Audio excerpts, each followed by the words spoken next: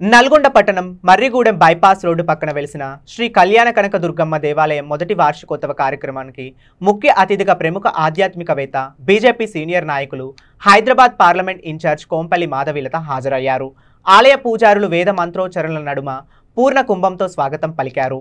అమ్మవారికి ప్రత్యేక పూజలు నిర్వహించి అమ్మవారి శ్లోకాలు మంత్రాలు మాధవీలత చదివారు.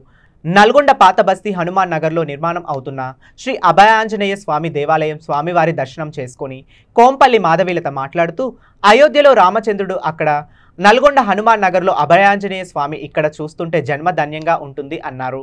ప్రతి ఒక్కరూ మన సాంప్రదాయాలను, ఆధ్యాత్మిక చింతన, భక్తిభావం కలిగి మన ధర్మాన్ని కాపాడుకోవాలని కోరారు.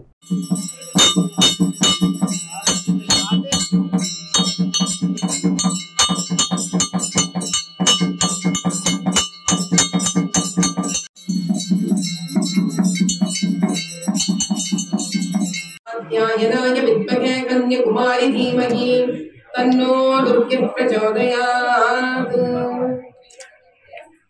सनः परिचरतु दुर्गाय विश्वनामे वसुन्धुं दुरितात्यग्निः रामग्निवर्णां तपसा ज्वलन्तीं वैरोचनीं कर्मफलेषु दुष्टां दुर्गां देवीं शरणमहं प्रपद्ये सुकृते नमः।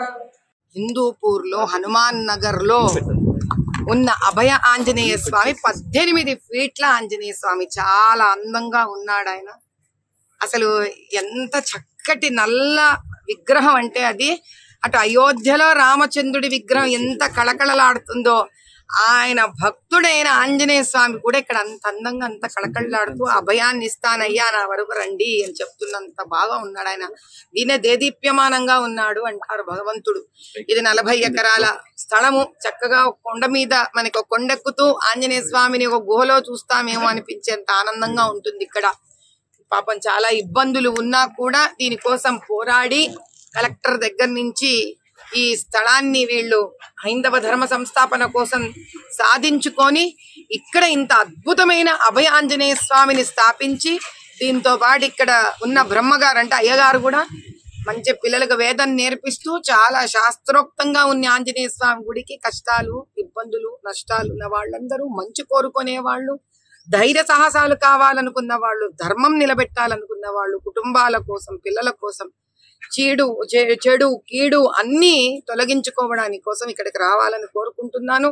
అభయాంజనేయ స్వామి ఆశీర్వచనము తీసుకొని, ఈయన అభయం తీసుకొని ఇక్కడి నుంచి వెళ్ళాలని సర్వ హైందవ ధర్మాన్ని స్థాపించాలనుకున్న హైందవ కుటుంబాలందరికీ ఇదేనా విజ్ఞప్తి. జై బోలో సియావర రామచంద్ర భగవానికి.